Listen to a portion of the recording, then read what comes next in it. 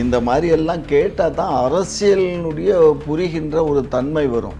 Booth கமிட்டின்னு ஒன்று போடுறோம் பாருங்க, அந்த பூத் கமிட்டிக்கே இன்னைக்கு 5 கோடி ரூபா வேணும். ஏன் அரசியல் பொருள்ல இருந்து உண்மையை பேசினா தப்பாயிடுமா? மக்கள் மக்களா நடந்துக்கணும், மிருகமா வரக்கூடாது.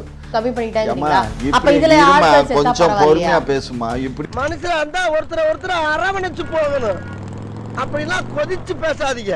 இந்த மக்களை ஓட்டு போட மட்டும்தான் நான் உபயோகப்படுத்துவனே தவிர மக்களை சாவடிக்கிறதுக்கு நான் உபயோகப்படுத்த மாட்டேன். அப்ப அவங்க தான் கண்ட்ரோல் பண்ணணும்.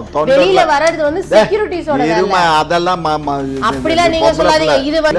நான் அசிங்கமா திட்டிருவேன். உன்னை திட்ட முடியல, எதுக்கு திட்டுவேனா? உன்னை அவன் கட்சி வச்சுட்டு இருக்கிறதுக்கு நாங்க போய் அரசாங்கத்தை எனக்கு வாயில வந்துரும், நீ தப்பா நினைச்சுக்காத. அது எங்களுக்கு தெரியும், அந்த மசல நீ சொல்ல வேண்டாம். சுப்ரீம் கோர்ட்டுக்கு போனதே களவாணித்தனம். இந்த தம்பி இப்ப நல்ல தொக்கா போய் மாட்டிக்கிட்டாரு. எங்களுக்கு ஹாப்பி.